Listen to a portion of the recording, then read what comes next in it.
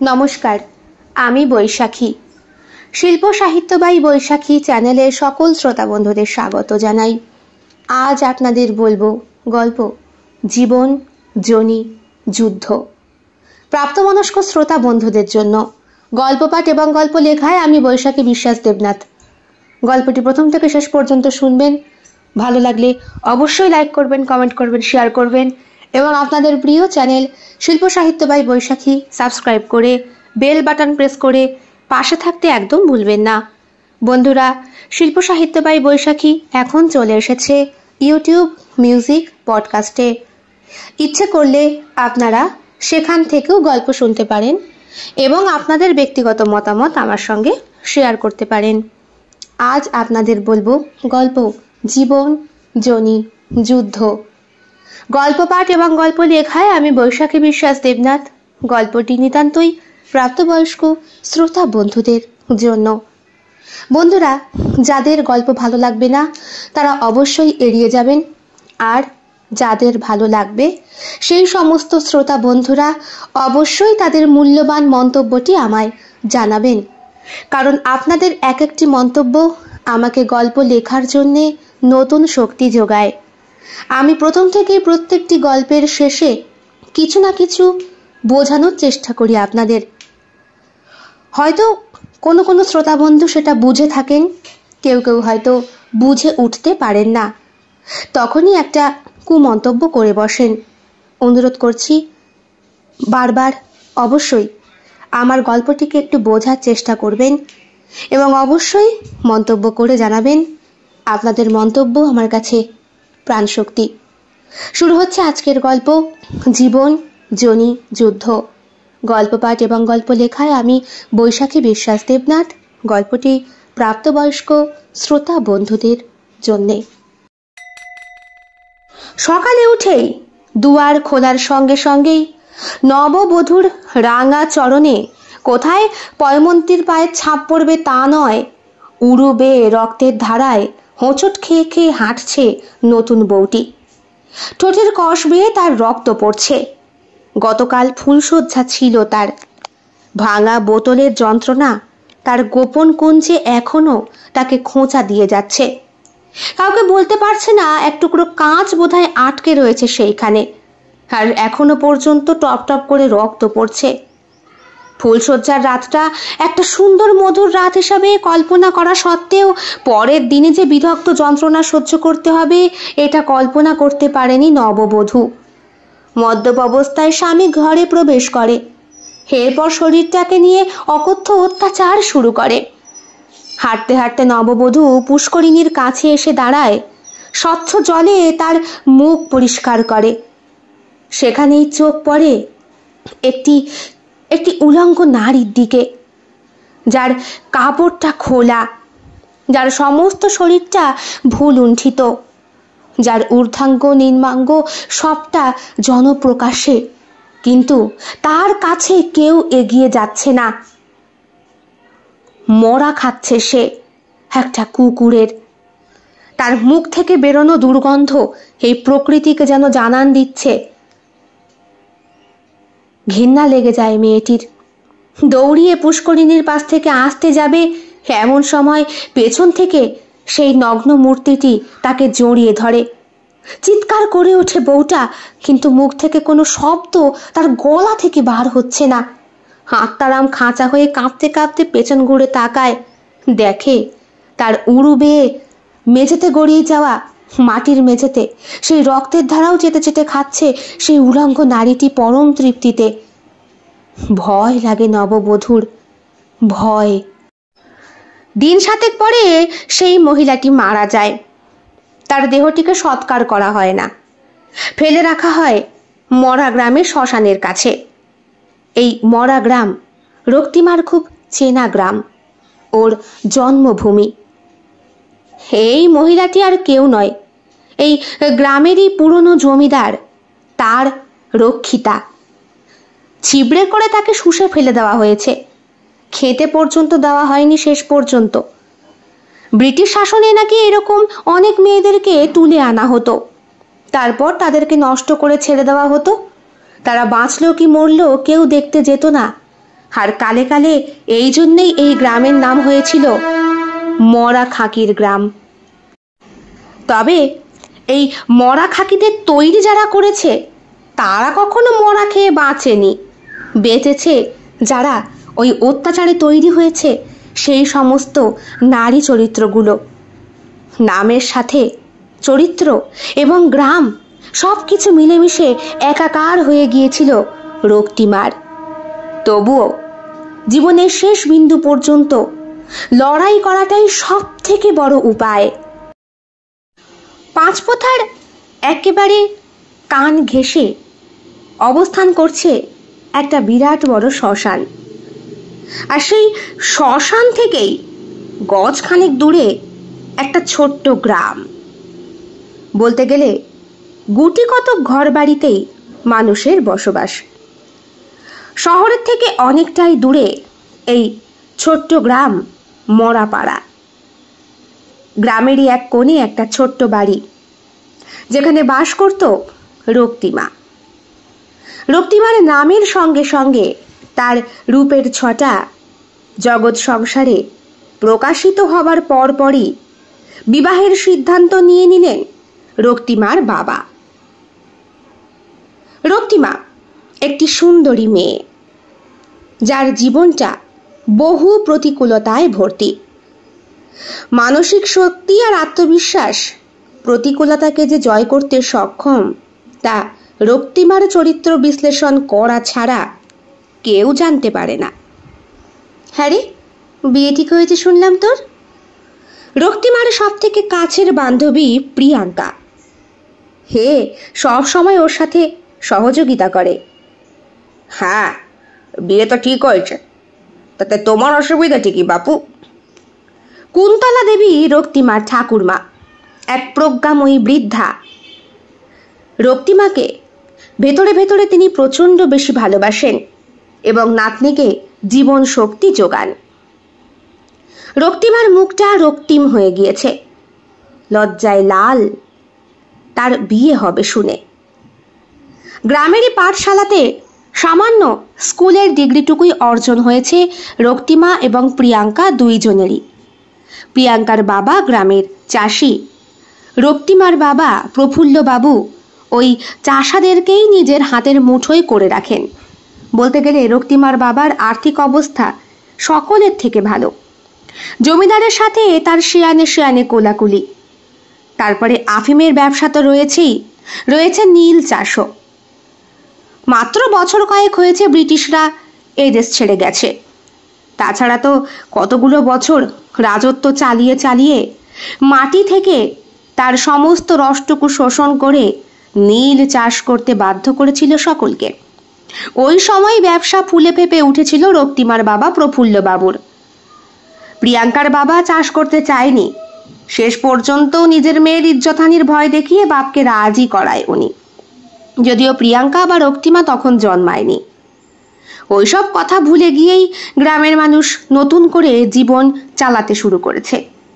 এখন ব্রিটিশরাও নেই, তাই নীলও নেই, কিন্তু নীল চাষের সেই ক্ষতি করে দেওয়া জমির উর্বরতা বৃদ্ধি করতেই চাষিদের হাঁ পিত্তে ছুটে যায়।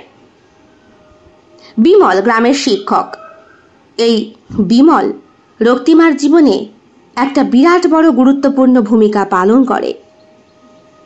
রূপকের সঙ্গে বিয়েটা উড়ছড়ি তোর বিয়া লেগেছে এমন করেই হয়ে গেল। রূপক তার রূপের ছটাতেই জয় করেছিল রক্তিমার বাবার মনটা। এমনিতে ছেলেটা বাইরে থেকে বেশ ভালোই, তবে যে মানুষ বাইরে থেকে যতটা সুন্দর তার ভেতরটা ঠিক ততটাই কুৎসিত হয়। রক্তিমার স্বামী রূপক ছিল এক নিষ্ঠুর এবং অত্যাচারী মানুষ। ছোটবেলা থেকেই রক্তিমাকে তার বাবা নিজের পরিবারের বোঝা বলে মনে করত। রক্তিমার জন্মের পরপরই তার মায়ের এই গ্রাম থেকে চলে যাওয়া। হ্যাঁ, অনেকে তো কানাঘুষো করে। প্রফুল্লবাবু নিজেই নাকি ওনার স্ত্রীকে এখান থেকে উধাও করতে সাহায্য করেছিলেন। সবে তখন ছোট্ট রক্তিমার নাড়ি কাটা হয়েছে, আর ওই নাড়ি কাটা ধনকে ফেলে কোন মা পালাবে পর বেটার সঙ্গে?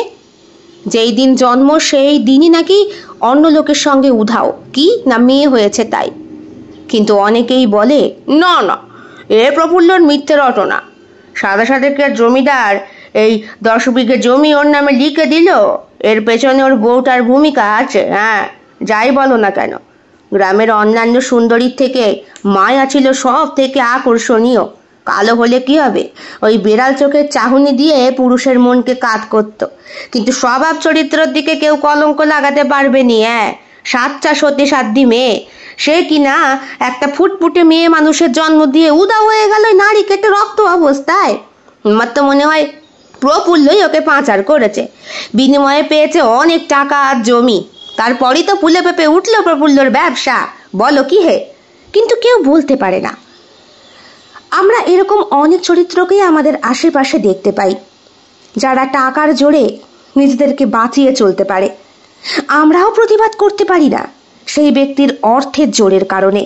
সুতরাং বিশ্বাস, মানবিকতা সব কিছুর ঊর্ধ্বে অবস্থান করছে ওই অর্থ প্রাচুর্য। সেই কারণেই শক্তিমাকে ছোটবেলা থেকেই পরিবারের সকলে বোঝা মনে করত। কিন্তু কুন্তলা ঠাকুমা যথেষ্ট ভালোবাসত।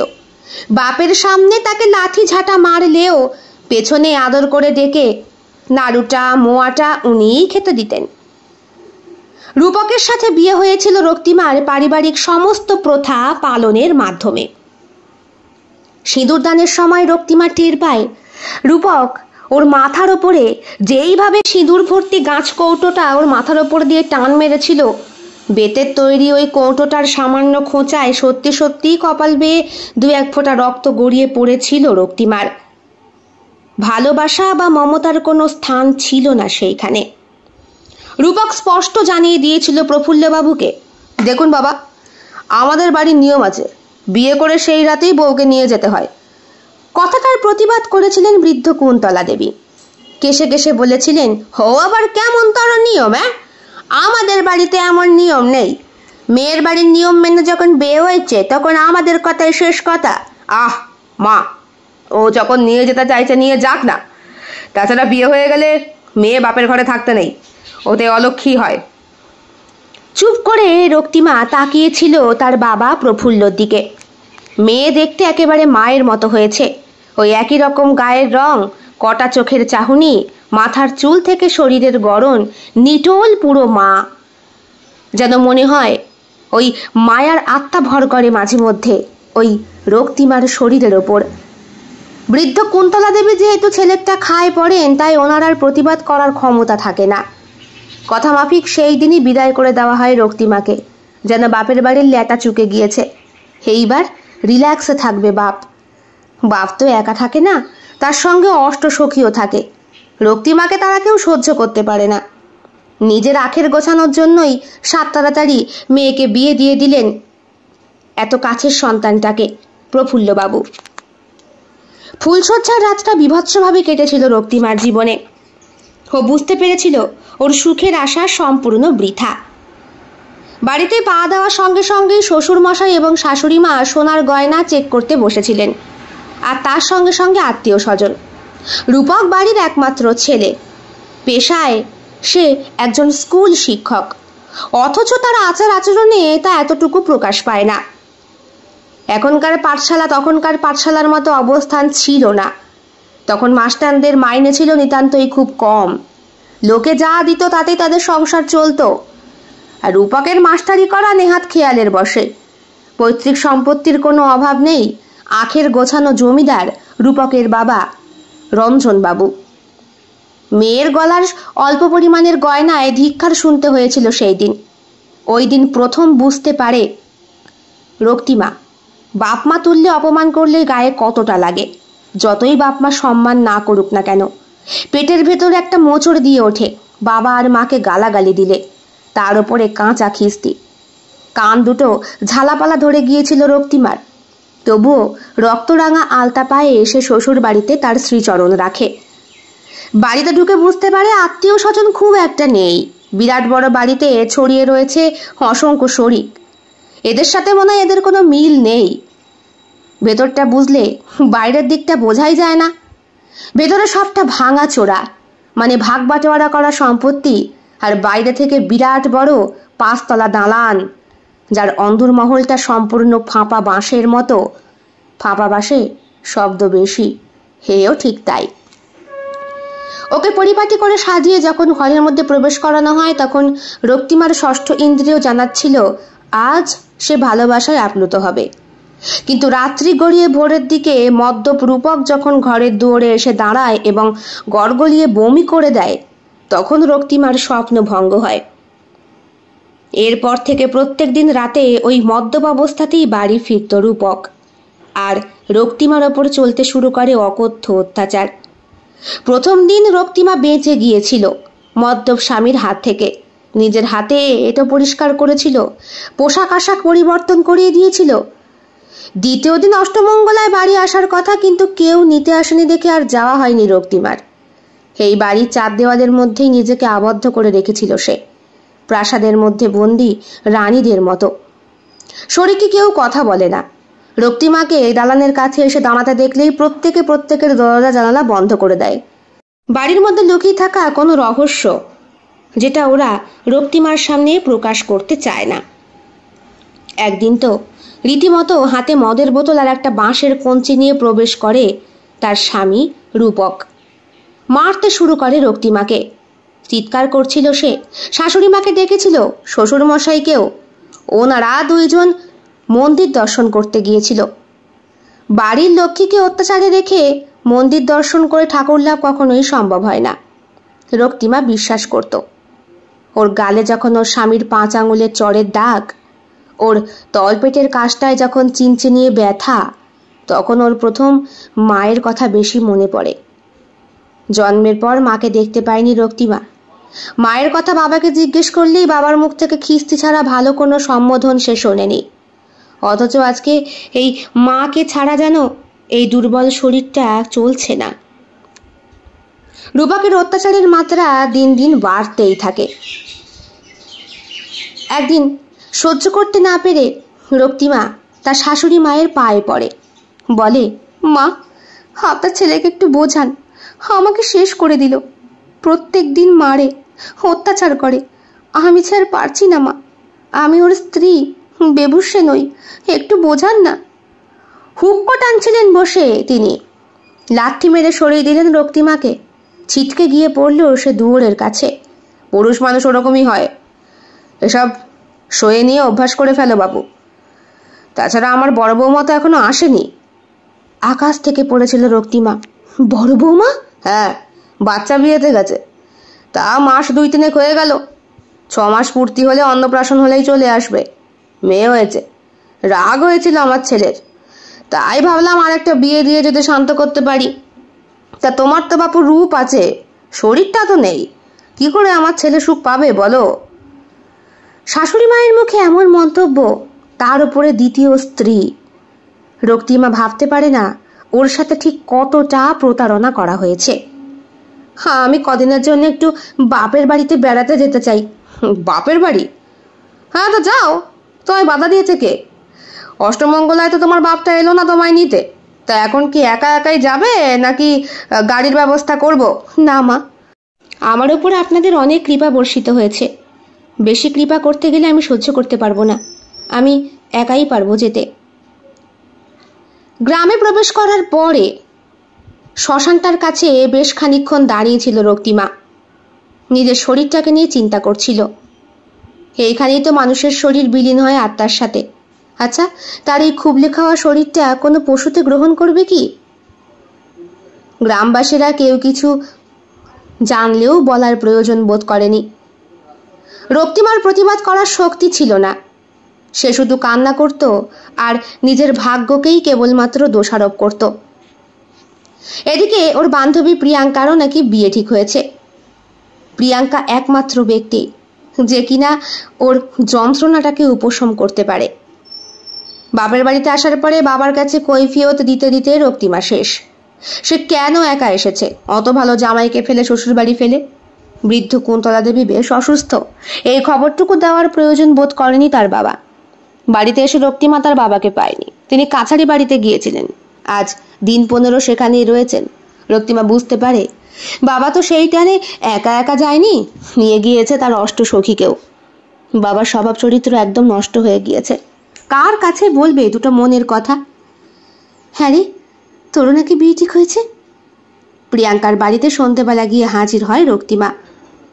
প্রিয়াঙ্কাই ছিল একমাত্র ব্যক্তি যে ওর যন্ত্রণাটাকে বুঝতে পারত, ওকে সাহস জোগাতো। প্রিয়াঙ্কার বাবা অনেকগুলো টাকা ধার নিয়েছে রক্তিমার বাবার কাছে। মন মেজাজ খারাপ প্রিয়াঙ্কার, তাই কথা বলার মতো খুব একটা ইচ্ছে তার ছিল না। বস, যখন এসেছিস, এতদিন পর এলাম, বিয়ের পরেই প্রথম। তুই আমায় দেখে একটু আনন্দ পাসনি? কি করে আনন্দ পাবো বলতো? বাবা তোর বাবার কাছে কতগুলো টাকা ধার করেছে, শোধ করতে না পারলেই তো এই ভিটে বাড়ি জমি কিচ্ছু থাকবে না। আমাকে বিয়ে দিতে গিয়ে বাবা একেবারে সব কিছু খোয়ালো। তোর বাবা তোকে কত ভালোবাসে বল। তোকে বিয়ে দিতে গিয়ে সব কিছু খুইয়েও দেখ তোর প্রতি সব কর্তব্য করছে। আর আমার বাপটাকে দেখ, দুটো মনের কথাও বলতে পারি না। আসার পর থেকে মুখ দর্শন অবধি করতে পারিনি। সে নাকি কাছারি বাড়ি গিয়ে বসে রয়েছে। একা গেছে নাকি? আমি জানি ওই বেবুসে মেয়ে ছেলেগুলোকেও নিয়ে গিয়েছে। হ্যাঁ রে রক্তিমা, তুই ভালো আছিস? তোকে দেখে এত বিধ্বস্ত কেন লাগছে? পুয়াতি হয়েছিস? হলে তো বেঁচে যেতাম রে। সেটা হওয়ারও উপায় নেই।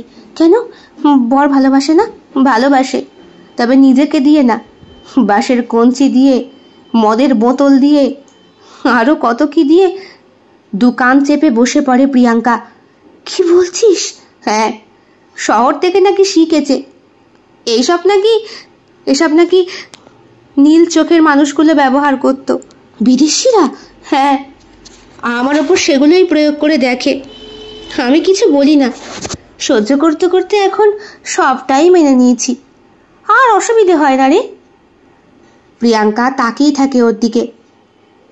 তোর এটা মেনে নেওয়া ঠিক হয়নি, তোর প্রতিবাদ করা উচিত ছিল, প্রিয়াঙ্কা বলে, সাহস যোগায়। কিন্তু রক্তিমার মনে ভয়, যদি জীবনটা এর থেকেও বেশি দুর্বিষহ হয়ে ওঠে, যদি শ্বশুরবাড়ি থেকে তাড়িয়ে দেয়। এখনো তো না হয় শ্বশুরবাড়ির সঙ্গে যোগাযোগ আছে, তাই সে বাপের বাড়ি এসে দুটো অন্ন খেতে পারছে, বাপের খোঁজ খবর নিতে পারছে, বৃদ্ধ ঠাকুমাটাকে দেখতে পারছে।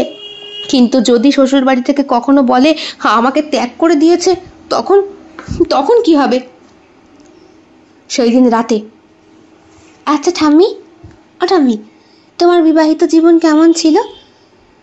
কুন্তলা দেবীর ফোকলা দাঁতে সে কি হাসি, বললেন, তা শুনে কি হবে দিদি, বলো না। বুঝেছি, স্বামী কাছে নেই বলে তার কথা মনে পড়ছে খুব। রক্তিমা মুখটা পাশে ঘুরিয়ে নেয়। আজকে বাড়ি ফিরে এসেছে প্রফুল্লবাবু। অষ্টসখীদের মধ্যে একজন এসেছে, বাকিটা বোধহয় অন্য পাখি পেয়ে ফুরুত, তাই মাথাটা বেশ গরম। বলছিলেন বারবার টাকার দরকার, আরও। এত টাকা দিয়ে যে বাবা কি করবে? খেয়ে দিয়ে শুয়ে পড়েছিল কুন্তলা আর রক্তিমা। বাবা খায় দায় না, মাল খায়, আর কি খাবে? হেসে কুন্তলা দেবী বললেন, আমার বর আমাকে চোখে আড়াতো দিদি। কিরকম? ও বাবা, সেই স্বাধীনতার সময়ের কথা, ওদেশ ছেড়ে এদেশে আসা, ব্রিটিশদের সে কি অত্যাচার। আমি তো নতুন বউ, তখন বসে রয়েছি নৌকোতে, গা ভর্তি সোনার গয়না, নৌকোর ডিকির মধ্যেও রয়েছে কারি কারি। আমার বাবা ভাসিয়ে দিয়েছিল সব, বাক্স প্যাটটা গুছিয়ে জলের মধ্যে। কেন ভাসিয়ে দিয়েছিল? হো বাবা, বাসাবে না? গা ভর্তি গয়না পড়ে যদি জল পারাপার হওয়ার জন্য যাই, আর তখন যদি ও পারের লোকের হাতে পড়ি, সব তো চিনিয়ে নেবে, প্রাণেও মেরে ফেলতে পারে। আমার বাপের সঙ্গে আমার সেই শেষ দেখা, হাত দেখা হয়নি রে দিদি। আজ যাওনি? যাবো কেমনে? দেশ ভাগ হওয়ার পর থেকে তো আর যাইনি কোনো দিন। জলের মধ্যে বাক্সের ভরে আমার মায়ের সব বিবাহের গয়নাগুলো পাঠিয়ে দিয়েছিল আমার বাপ। যদি সেই বাক্স আমার কপালে থাকে তাহলে নদীর ওপরে ভেসে উঠবে, নালে গেল। বাক্স পেয়েছিলে? হ্যাঁ, তো ঠাকুরদা পেয়েছিল। জলদস্যুর আক্রমণের ভয় থেকে আমাকে বাঁচানোর জন্য সে আমার ঠোঁটে গোঁফ লাগিয়ে দিয়েছিল, হাত পা ঢাকার মতো পোশাক পরিয়ে দিয়েছিল। দস্যুরা আসেনি? তা আসেনি, আমার গতর দেখার চেষ্টা করেনি। ঠাকুরদা তো সে কি লড়াই আমাকে বাঁচানোর জন্য। তারপর আর কি, এখানে এলাম। আসার পর এখানে জমিদারের সঙ্গে দেখা করলাম। এখন যিনি আছেন না, তখন তিনি ছিলেন না, তেনারও বাপের বাপ ছিল, খুব ভালো মানুষ। আসার পরে বললেন, আপনারা আপনাদের মতো জমি জায়গা যতটুকু চাই নিয়ে নিন, আমি দলিলপত্র করে দেব। এখানে এসে চাষবাস শুরু হলো। তো ঠাকুরদা কত খাটাখাটনি করলো। এরপরে তো প্রফুল্লর জন্ম হলো। আমি কি কখনো ভেবেছি এত কুলাঙ্গার একটা ছেলে জন্ম হবে? আচ্ছা ঠাকুমা, যেদিন বাবা তোমার পেটে আসলো সেদিন তুমি বুঝতে পারলে যে বাবা তোমার গর্ভে আসবে? বৃদ্ধ কুন্তলা দেবী আদরের নাতনির গাল দুটো চিপে দিলেন, বললেন, ও বাবা, পেটে এসে নাকি? বরের কথা খুব মনে পড়ছে। না, সেই জন্য না। তাহলে এমন কথা কইছিস কেন? কি হয়েছে আমায় ক। আচ্ছা ঠাকুমা, তোমার বরেরা ভালোবাসা আদর ভালো লাগতো? চা, এসব কথা কাউকে বলা যায়? বলো না। লাগতো? খুব ভালো লাগতো। কেমন করে আদর করতো? তাকিয়ে দেখে রক্তিমা বৃদ্ধ কুন্তলা দেবী হাঁ করে ঘুমিয়ে পড়েছেন। মানুষটা এখন এইরকমই, কথা বলেন আর ঘুমন। বয়সকালে বোধহয় এইটুকু শক্তিও থাকে না। তবে কুন্তলার গল্প রক্তিমার মধ্যে একটা মুক্তির স্বাদ যোগায়। সে মনে মনে কল্পনা করে তৎকালীন ওপার বাংলা এপার বাংলার মাঝখানের বেড়ার কথা। কদিন পরই বিয়ে ঠিক হয়েছিল প্রিয়াঙ্কার। তাই শ্বশুর বাড়িতে চিঠি লিখে দেয় রক্তিমা, সে দিন 15 পরে ফিরবে। যদিও চিঠির কোনো সদুত্তর আসেনি। রক্তিমা তো জানে তার স্বামীর কোনো অভাব হবে না। 2 দিন পরে তার বড় বড় বউ আসছে বাড়িতে, আসছে তার কন্যা সন্তান, তাদেরকে নিয়েই মেতে থাকবে। এরপরে রক্তিমা গেলে তো আর একচোট অশান্তিও হতে পারে। তাই কটা দিন একটু সুখের সাগর নিজেকে ভাসাতে পারলেই ভালো। বাপও গিয়েছে আবার কাছারি বাড়ি করতে, এই গ্রামে না, ভিন গায়ে। সেই দিন বিবাহ অনুষ্ঠানে প্রিয়াঙ্কার সিঁদুরদানের পর বিমলের সঙ্গে দেখা হয় রক্তিমার। দেখাটা হয়েছিল আচমকা ধাক্কা লেগেই। মাফ করবেন, দেখতে পাইনি। ঠিক আছে, চিনতে পারলাম না। আরে বিমল দা! রক্তিমা, চিনতে পেরেছ? আরে হ্যাঁ, কত বড় হয়ে গেছিস। ও বাবা, বিয়ে হয়ে গিয়েছে? কবে হলো? খাওয়ালি না তো? খাওয়াবো কি, নিজেই বুঝতে পারিনি বিয়েটা যে হয়ে যাবে। স্বামী কি করে? স্বামী কি যে বলি বলো তো, বিয়ের পর থেকে দেখছি রাত হলে মদ খেয়ে বাড়ি আসে আর সারাদিন বাইরেই থাকে। বিমলের মুখটা কালো হয়ে যায়। স্বামীর নাম কি? রূপক। রূপক? এই নামে তো তোর কোন গ্রামে বিয়ে হয়েছে? মুকুন্দ গ্রাম। ও, মুকুন্দ গ্রামে একটা পাঠশালা আছে না? সেখানকার প্রধান শিক্ষক অমলবাবু তো আমার খুব কাছের লোক। এই নামে তো মনে হয় আমার চেনা চেনা লাগছে। হ্যাঁ, ওই গ্রামের পাঠশালাতে শিক্ষকতা করতো। তবে কি ধরনের শিক্ষকও আমি একদিনে বুঝে গিয়েছি। ওসব কথা বাদ দাও, তোমার খবর কি? আমার খবর চলছে ভালোই। তা প্রিয়াঙ্কার বিয়েতে এসেছিস? না না, এসেছিলাম বাবার বাড়ি ঘুরতে। আসার পরে জানতে পারি আমার প্রিয় সখীর বিয়ে, তাই ভাবলাম কদিন থেকে যাই। ভালো করেছিস। তা বর্তি আসবে না? তার আবার আমার খোঁজ নেওয়ার সময় আছে নাকি? চলো ওদিকে গিয়ে বসে গল্প করি। বিমল রক্তিমার থেকে বছর 5-6 বড়, মোটামুটি ভালোই চেনা জানা। বিমলের পৈতৃক ভিটে এখানে। বিমলের বাবা বরাবরই ব্রিটিশদের অধীনে চাকরি করতেন। মৃত্যুর পরে এই ঘর বাড়ি জমি সম্পত্তি সব বিমলের নামে হয়ে গিয়েছে। সে এখন একটা স্কুলে শিক্ষকতা করে। সেখান থেকে যা 2-4 পয়সা পায় আর বাপের রেখে যাওয়া সম্পত্তি, সব মিলিয়ে তার ভালোই দিন চলে। বিমল এখনো বিয়ে থা করেনি। এতদিন পর রক্তিমাকে দেখে তার বেশ ভালোই লাগে। রক্তিমার দুঃখের কথা শুনতে থাকে বিমল, আর মনে মনে রক্তিমার প্রতি একটা সহানুভূতি জেগে ওঠে তার একটু একটু করে। তোর এরকম হবে আগে বুঝতে পারিসনি? কি করে বুঝবো? বিয়ের পরপর জানতে পারলাম আমার বরের আরো একটা বউ আছে, বাচ্চা হতে গিয়েছে সে। বলো কেমন লাগে? বিমলের ঘাড়ে ঝোলানো একটা ব্যাগ, পরনে পাঞ্জাবি, মাথায় তেলচিটে চুলটা সিটি করে আঁচড়ানো, চোখে চশমা পরা। পাঞ্জাবির আড়ালেও যে ওর একটা লম্বা ছাতি আছে এটা বোঝা মুশকিল। বাইরে থেকে দেখে মনে হচ্ছে রুগ্ন একটা শরীর। ব্যাগের থেকে একটা বই বার করে হাতে ধরিয়ে দেয় রক্তিমার, বলে এটা পড়বি, পড়লে দেখবি তোর ভালো লাগবে। না, কি আর পড়বো, নিজের জীবনটা এইভাবেই কেটে যাবে। তোর মধ্যে কি বাঁচার মতো কোনো শক্তি নেই রে? না গো, মা বেঁচে থাকলে ব্যাপারটা আলাদা ছিল, মাও নেই যখন, তখন আমার কেউ নেই। এগুলো কি বলছিস? জীবনটা অনেক বড়, দুদিনে ফুরোয় না। এক সময় তোর ভালো লাগবে না, খারাপ লাগবে। আচ্ছা বিমলদা, তুমি তো বিয়ে করনি। না। বউকে কি করে আদর করতে হয় তুমি জানো? অপ্রত্যাশিত প্রশ্নে বিমল বেশ খানিকটা ঘাবড়ে যায়। বাড়ি ভর্তি লোকজন, কেউ যদি শুনতে পেয়ে যায় তাহলে মাস্টার হিসাবে বিমলের তো গুরুত্বটাই শেষ হয়ে যাবে এই একরত্তি মেয়েটার জন্য। বয়স কত হবে ওর? 16 কি 17? ও কি শরীর সম্পর্কে বোঝে না? ও কি শোয়া বোঝে না? তাহলে এমন অবুঝের মতো প্রশ্ন কেন করছে?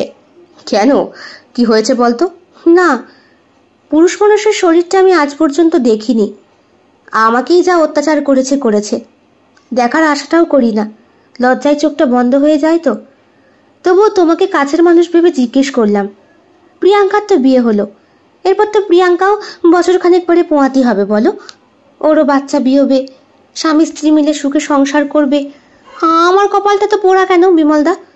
জন্মের পরে মাকে খেয়েছি, বিয়ের পরে তো।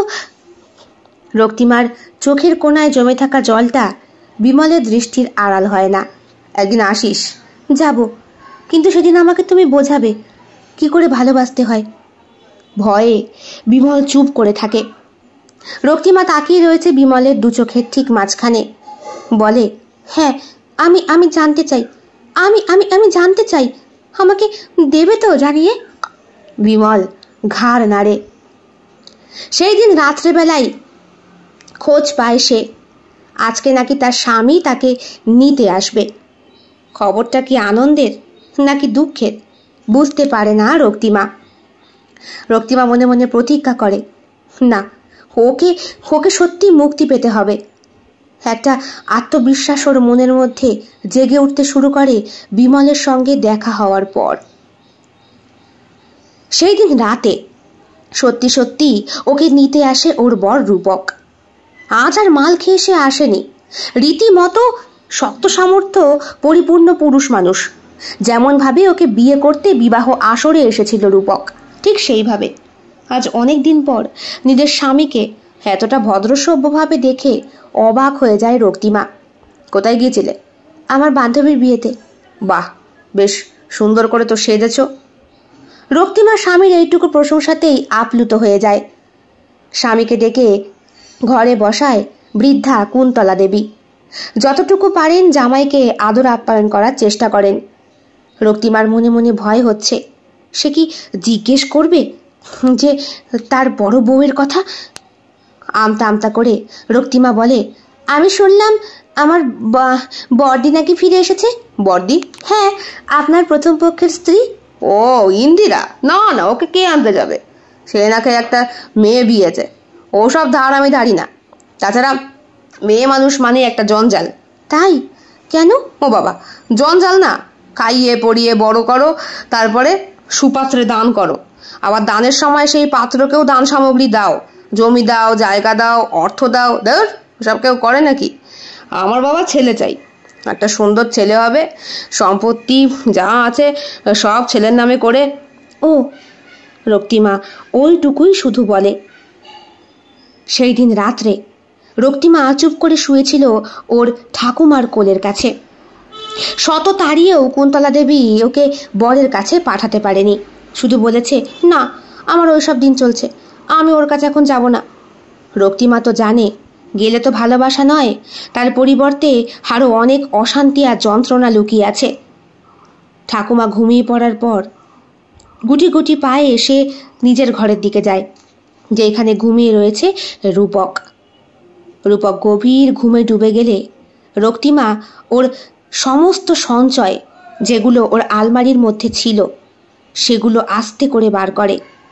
এখানে ওর মায়ের দেওয়া গয়না, বাবার কিছু টাকা, সবটা নিয়ে একটা চিঠি লিখে মনের কথা রূপককে জানিয়ে পালিয়ে যায় রক্তিমা। সকালবেলা ভোর হতেই গ্রামে রটে যায় রক্তিমা পালিয়েছে তার কোনো প্রিয় সখার সাথে। মাথা গরম হয়ে গিয়েছে রূপকের। খবরটা চাউর হতেই ঘন্টা দুয়েকের মধ্যে প্রফুল্লবাবু ফিরে আসেন। রূপক জানায়, আপনার মেয়ে যেমন আপনার বউটাও তেমন। বউ এক 12 ভাতারি মাগি ছিল, মেয়ে বিয়ে পালিয়েছে, আর আপনার মেয়ে কিছু বিয়ানোর আগেই পালিয়েছে। আমি এসেছিলাম ওকে নিতে, এখন কি করব? খালি হাতে ফিরবো? হ্যাঁ বলুন তো, আমার মান সম্মান থাকবে শ্বশুর বাড়িতে? প্রফুল্লবাবু মাথা নিচু করে দাঁড়িয়ে রয়েছেন। খবরটা রটে গেছে শুনে প্রিয়াঙ্কা এসেছে তার নতুন স্বামীকে নিয়ে দেখতে, যদিও নতুন বউয়ের আশাটা ঠিক না। আমি পালিয়ে এসেছি বিমলদা। সেই দিন রাত্রেবেলায় রক্তিমা ছুটতে ছুটতে চলে গিয়েছিল বিমলের কুটিরের কাছে।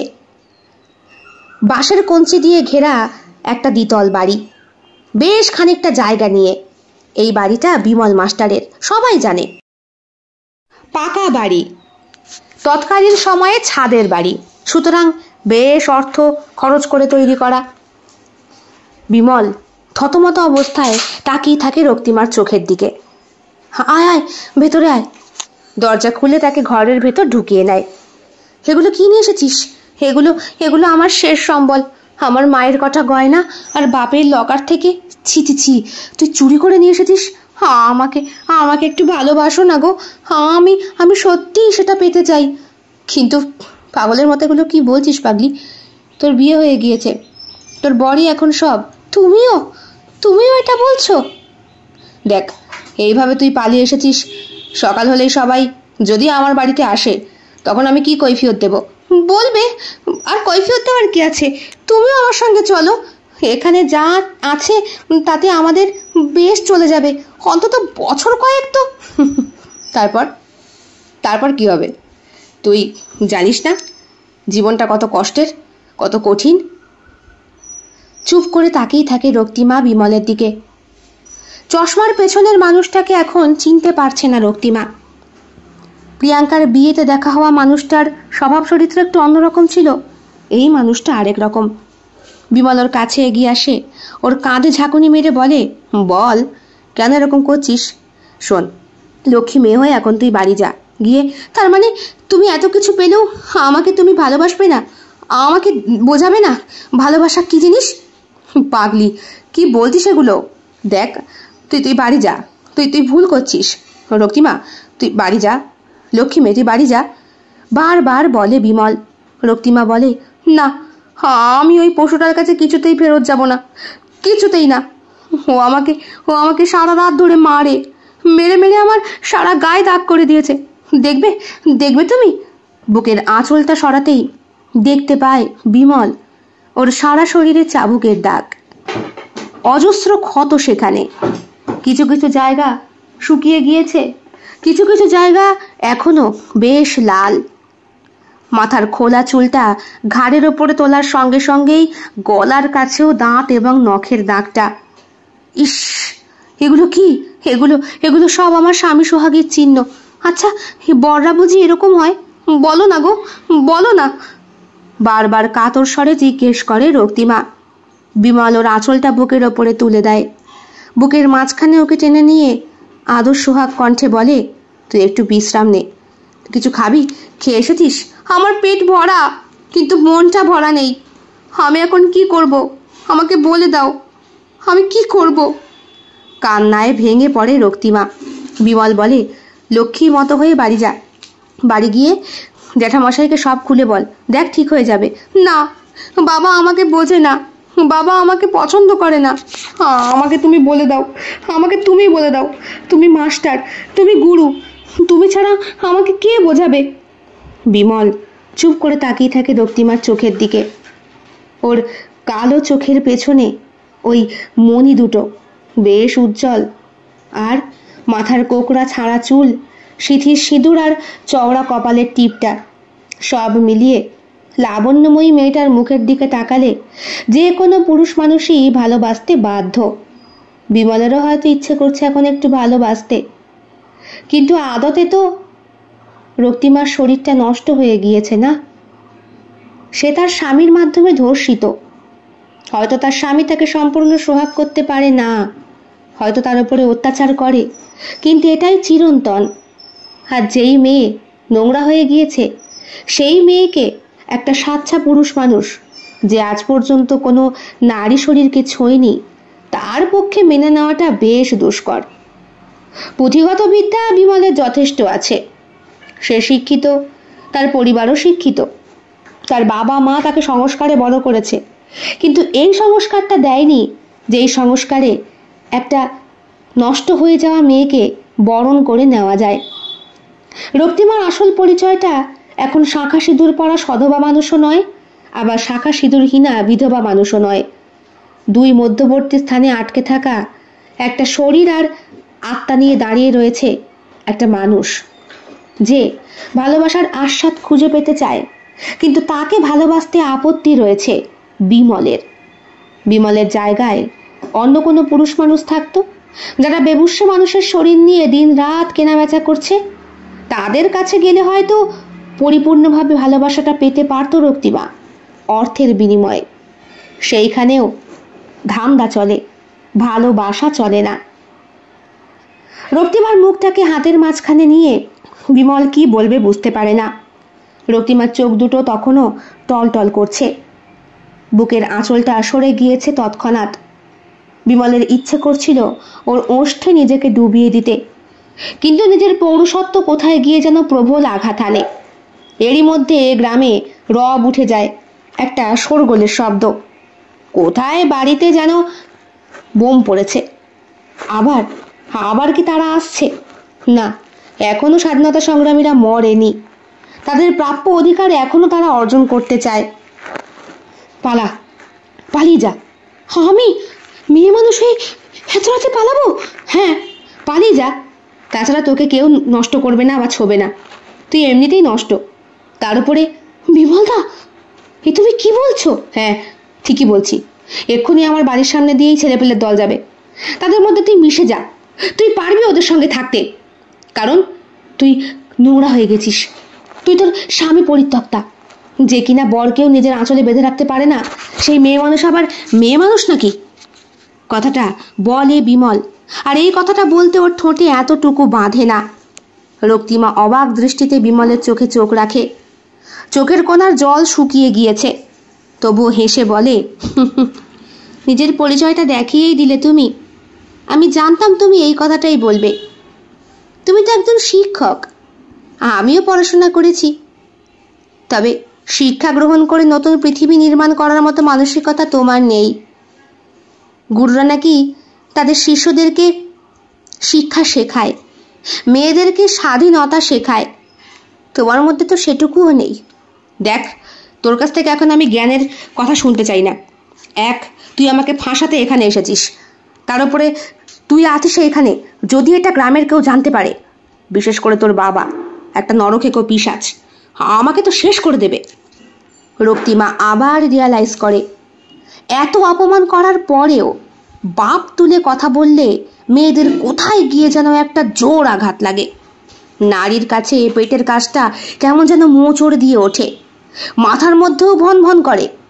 হয়তো শরীরটা তখন জানিয়ে দেয়, তোর এই মস্তিষ্ক গঠন থেকে তোর লিঙ্গ প্রস্ফুটন সবটাই তোর এই পিতৃ প্রদত্ত, আর গায়ে জমে থাকা ওই রক্ত ভাণ্ডার তোর মায়ের। তাহলে তুই তো এখনো তোর সৃষ্টিকেই বুঝে উঠতে পারিসনি, এই সমাজকে কি বুঝবি? রক্তিমা চোখের জল নিয়ে বিমলের ঘর থেকে বেরিয়ে যায়। পেছন থেকে বিমল অনেকবার ডাকে, বলে, দাঁড়া, ওরা এখন এদিকে আসেনি, আসুক, তারপরে যা, একা একা যাস না, শিয়াল কুকুরে ছিঁড়ে খাবে। খাক, ওরাও বোধহয় তোমাদের মতো পশুর থেকে ভালো, যারা দগ্ধে দগ্ধে মারে না, একবারে খেয়ে নেয়। তোমরা তো রসিয়ে রসিয়ে খাও, প্রত্যেক দিন রাতে এক এক রকম ভাবে খাও। আচ্ছা, আমি মেয়ে মানুষ বলে, আমার গঠন একটু আলাদা বলে কি বাঁশের কঞ্চি, লাঠি, মদের বোতল এগুলো আমার শরীরের প্রাপ্য, আর কিছু কি নয়? বিমল হাঁ করে তাকিয়ে থাকে রক্তিমার দিকে। রক্তিমার চোখ থেকে অনর্গল জল বেরোচ্ছে। বিমল যেন দেখতে পাচ্ছে জল নয়, লাল রক্তের ধারা, যেটা প্রত্যেক দিন সহ্য করতে হয় বেচারি এই মেয়েটাকে। মা, মা! ঘোর ভেঙে পেছন ঘুরে তাকায় রক্তিমা। মা, এই যে ছেলেটাকে দেখছো, ওর নাম পলাশ। বাহ, সুন্দর নাম। পলাশ এসে প্রণাম করে রক্তিমার পায়ে। রক্তিমার ওই নির্যাতিত শরীরে কোনোভাবে হয়তো রূপকের পুরুষালী ছোঁয়াটা এসেছিল। রক্তিমা নিজের চোখে দেখতে পারেনি, যন্ত্রণার মধ্যেই সহ্য করেছে, আর কখন সহ্য করেছে বুঝতেও পারেনি। বিদগ্ধ নৃশংস বেশ কটা রাত তার স্বামীর সঙ্গে সে জ্ঞাপন করেছিল, তবে ফিরে আর যায়নি কোনোদিন সেইখানে। এই গ্রাম থেকে বেরিয়ে বহু দূরে একটা বাড়ি সে কেনে, এখানকারই এক জমিদারের সাহায্যে। জমিদার মহাপ্রতাপ বেশ ভালো লোক। রক্তিমাকে এতটুকু অত্যাচার না করে তাকে সম্মানের সহিত এই গ্রামে ঠাঁই দিয়েছিল। জীবনে নতুন সময় আসে রক্তিমার। সে একজন শক্তিশালী স্বাধীন নারী হিসাবে নিজেকে প্রতিষ্ঠিত করতে প্রস্তুতি নেয়। শরীর কারো কাছে ভোগ্য বস্তু নয়, বরং শরীরটা নিজেরই নিজের সম্পত্তি। সে নিজের জন্য বাঁচে, নিজের জন্য কাজ করে, নিজের মতো জীবন যাপন। সে জানতে পারে একদিন সে গর্ভবতী হয়েছে। তার একটা ছোট্ট দোকান, সেইখানে নিজের হাতের তৈরি জিনিসপত্র বিক্রি করে সে। আর হাতের তৈরি জিনিসের তৎকালীন সময়ে প্রচুর দাম ছিল। ব্যবসা দ্রুত সফল লাভ করে এবং গ্রামের নিজের সঙ্গে সঙ্গে অন্যান্য অনেক নারীকেও উৎসাহিত করে দাঁড় করায় রক্তিমা। রক্তিমার সংগ্রাম ও সাফল্য তাকে গ্রামের নেত্রী হিসাবে প্রতিষ্ঠিত করে। অনেক মেয়ের জীবনে পরিবর্তন নিয়ে আসতে সে সক্ষম হয়। গ্রামের মেয়েরা রক্তিমার জীবন কাহিনী শুনে অনুপ্রাণিত হয় আর জীবন পরিবর্তনও শুরু করে। কিন্তু সব সময় বোধহয় সবটা ভগবান সঙ্গ দেয় না। জন্ম দিতে গিয়ে মৃত্যু হয় রক্তিমার সেই অনাগত সন্তানের। কন্যা সন্তান ছিল। বিষণ্ণ মনে রক্তিমা যখন জলে ঝাঁপ দিয়ে মরতে যাবে, ঠিক তখনই যেইভাবে বাবা ভাসিয়ে দিয়েছিল গয়না ভাণ্ডার, মানে কুন্তলা দেবীর, ঠিক সেইভাবেই বাক্সবন্দি একটি কন্যা সন্তান জলের মধ্যে ভেসে ওঠে। রক্তিমা যাচাই করে দেখতে যায়নি এই কন্যা সন্তান কে, তবে ওর গলার সোনার লকেটের মধ্যে লেখা ওর শ্বশুর বাড়ির নাম, এটা ওকে জানিয়ে দিয়েছিল এটা ওর বড় পক্ষের মেয়েটা, যাকে না মানতে পেরে শেষ পর্যন্ত জলেই ভাসিয়ে দেয়। জন্মের পরে বাবা মা সযত্নে তাদের সন্তানকে বড় করে তোলে। মেয়ে সন্তান হলে বোধহয় মনে মনে কোথাও যেন একটা তাচ্ছিল্যের সুর বেজেই থাকে। বড় হবে, বিয়ে দিতে হবে, তৈরি করতে হবে পরের বাড়ির জন্য। বরাবরই মেয়েরা তাদের শরীরটাকে সুন্দরভাবে নিয়ে জন্মায়। বয়স বৃদ্ধির সঙ্গে সঙ্গে তাদের শরীরে অনেক পরিবর্তন শুরু হয়। ধীরে ধীরে সে যুবতী হয়ে ওঠে আর বাবার চিন্তা শতগুণে বাড়তে থাকে। সব কিছুর জন্য ওই নষ্ট শরীরটাই তো দায়ী। মেয়ে এখন তার সংসার। রক্তিমার কথা ছড়িয়ে পড়েছে দূর থেকে দূরত্বে। মানুষ আসে ওর সঙ্গে দেখা করতে, ওর কাছ থেকে শিক্ষা নিতে। তবে এই মেয়ে যে ওর নারী কাটা ধন, এইটাই রক্তিমা সবার কাছে জানায়। রক্তিমা একদিন গ্রামের এক স্কুলে গিয়ে মেয়েদের স্বাধীনতার কথা বলে। সে বলে কিভাবে নিজের মতো করে নিজের জীবন গড়ে তুলতে হবে। তার এই কথা শুনে মেয়েরা অনুপ্রাণিত হয় এবং জীবন থেকে শিক্ষা নেয়। সে প্রমাণ করে শারীরিক সৌন্দর্য একমাত্র সম্পদ নয়, আত্মার শক্তি এবং মানসিক দৃঢ়তা একজন নারীর আসল সম্পদ। কেমন লেগেছে আজকের নিবেদন? অবশ্যই কমেন্ট বক্সে কমেন্ট করে জানাতে একদম ভুলবেন না। ভালো লাগলে লাইক করবেন, শেয়ার করবেন এবং শিল্প সাহিত্য বাই বৈশাখী চ্যানেলটি সাবস্ক্রাইব করে বেল বাটন প্রেস করতে একদম ভুলবেন না। বন্ধুরা, আপনাদের সাহায্য এবং সহযোগিতা আমার কাছে অত্যন্ত গুরুত্বপূর্ণ। আপনারা সকলে খুব ভালো থাকবেন, সুস্থ থাকবেন, ঈশ্বরের কাছে এটাই প্রার্থনা করি। দেখা হবে খুব শিগগিরই আরও একটি নতুন স্বাদের ভিন্ন আঙ্গিকের গল্পের সঙ্গে। অবশ্যই গল্প পাঠ এবং লেখনীতে আমি বৈশাখী বিশ্বাস দেবনাথ। দেখা হচ্ছে খুব শিগগিরই। ভালো থাকবেন সবাই। নমস্কার।